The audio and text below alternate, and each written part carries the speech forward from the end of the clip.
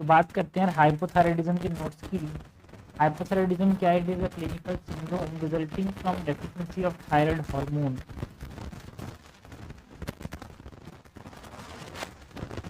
Clinical syndrome resulting from deficiency of thyroid hormone। अगर ये बच्चों में इन्फेंट्स में अगर हो रहा है या फिर बच्चों में अगर हो रहा है, चाइल्ड्स में, क्रिएटिनिज्म बोलते हैं हम।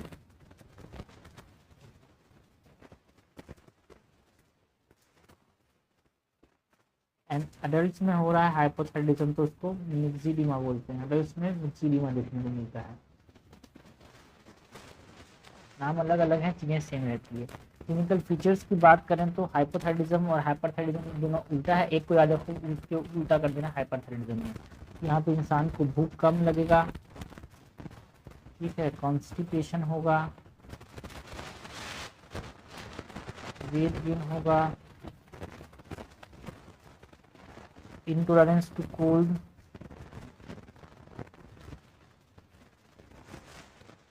पेरिफेरल वासोकंस्ट्रिक्शन होगा,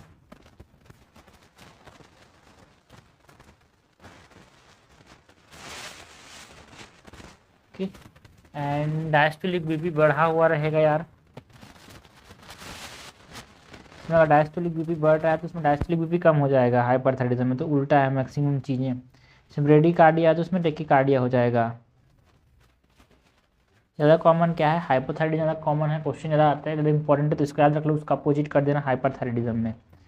decrease hunger, constipation, weight gain, intolerance to cold, peripheral vasoconstriction, diastolic BP बढ़ जाएगा, ब्रेडिकार्डिया, कार्डियक आउटपुट कम हो जाएगा, सिस्टोलिक बीपी कम हो जाएगा, ड्राई स्किन होगा, that is dry course skin, है ना। हाइपरथायराइडिज्म हमने देखा मॉइस्ट एंड वार्म स्किन था यहाँ पे।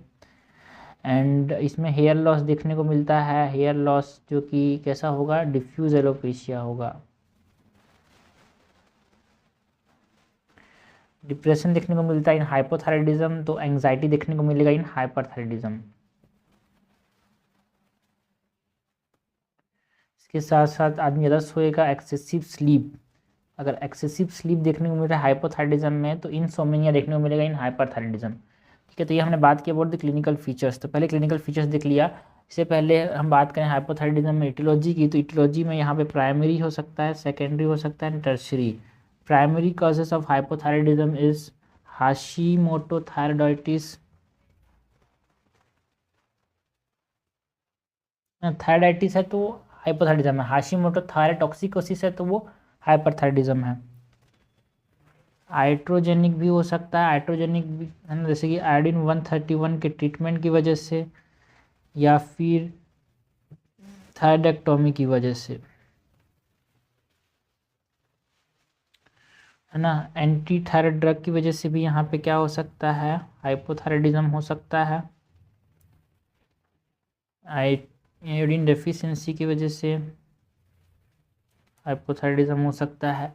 एंड कुछ इन्फिल्ट्रेटिव डिसीजेज हैं, इन्फिल्ट्रेटिव डिसऑर्डर्स हैं लाइक एमाइलोइडोसिस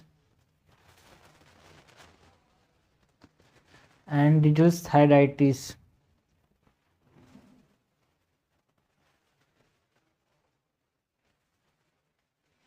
सेकेंडरी की बात करें तो पिट्यूटरी एडिनोमा देखने को मिल सकता है। पिट्यूटरी एडिनोमा में, शिहान सिंड्रोम में, ट्रॉमा की वजह से। And tertiary causes of hypothyroidism में हाइपोथैलेमिक डैमेज अगर हो गया, हाइपोथैलेमिक डैमेज क्यों हो सकता है? ट्रॉमा की वजह से हो सकता है, ट्यूमर की वजह से हो सकता है, या फिर इन्फिल्ट्रेशन की वजह से। ओके, तो हमने बात की about aetiology, clinical features. Now investigation की बात करें तो यहाँ पे हम क्या करते हैं? मेज़र करेंगे टीएसएच लेवल को। अगर टीएसएच का लेवल बढ़ा हुआ रहेगा तो बस हाइपोथायराइडिज्म में तो टीएसएच की बात बढ़ी हुई रहेगी, है ना। एंड अगर नॉर्मल है तो ये पिट्यूटरी डिसीज़ की वजह से हाइपोथायराइडिज्म हुआ होगा, अगर नॉर्मल है ये। बिकॉज अगर हाइपोथायराइडिज्म है तो टीएसएच का जनरली बढ़ना चाहिए था, नहीं बढ़ रहा है तो पिट्यूटरी डिसीज़ की वजह से। अगर थायराइड स्टिमुलेटिंग हार्मोन बढ़ा हुआ है तो हम क्या देखेंगे इसके बाद, फ्री T4 देखेंगे। एंड फ्री T4 अगर नॉर्मल हो सकता है या फिर डिक्रीज हो सकता है। अगर नॉर्मल हो गया है T4 नॉर्मल, फिर भी यहाँ पे TSH बढ़ा हुआ है, तो सब क्लिनिकल हाइपोथायराइडिज्म बोलेंगे इसको, इट इज़ अ सब क्लिनिकल केस। एंड यहाँ पे हम क्या देखेंगे, एंटी TPO एंटीबॉडीज़ चेक कराएंगे, सिम्टम्स को देखेंगे यार, है ना। प्रेगनेंसी टेस्टिंग कराएंगे बिकॉज प्रेगनेंसी में देखने को मिल सकता है। एंड यहाँ पे जो TSH है it is more than 10 million international unit पर लीटर। अगर ये चारों में से एनी वन भी अगर पॉजिटिव है तो उसको हम क्या देंगे, लीवोथायरॉक्सिन देंगे। एंड अगर ऑल नेगेटिव है तो फॉलोअप के लिए बुलाएंगे। इसके बाद अगर T4 जो है वो डिक्रीज है तो यहाँ पे हम देखेंगे एंटी TPO एंटीबॉडीज़। अगर एंटी TPO एंटीबॉडीज़ प्रेजेंट हो सकते हैं फिर एब्सेंट हो सकते हैं। प्रेजेंट हो सकते हैं तो लीवोथायरॉक्सिन,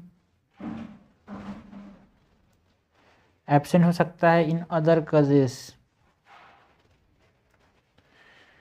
ठीक है। तो हमने बात की अबाउट इन्वेस्टिगेशन। नाउ ट्रीटमेंट की अगर हम बात करें तो ट्रीटमेंट में लीवोथायरॉक्सिन सोडियम देते हैं भाई,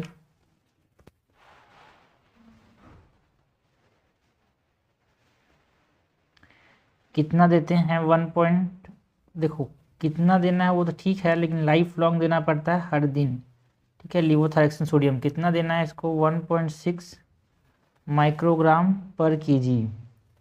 एंड कब देना है भाई, early in the morning empty stomach.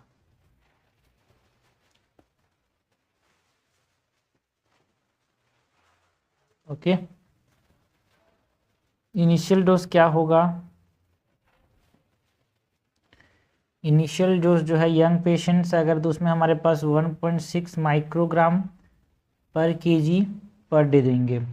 And old patient या फिर कंजेस्टिव हार्ट डिसीज़ के पेशेंट है उसमें हमारे पास 25 to 50 माइक्रोग्राम पर डे देना पड़ता है।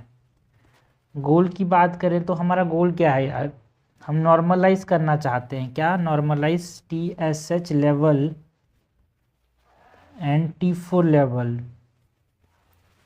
इन नॉर्मल रेंज। ये हो गया, हमने बात की अबाउट हाइपोथायराइडिज्म की investigation, treatment, clinical features and aetiology की।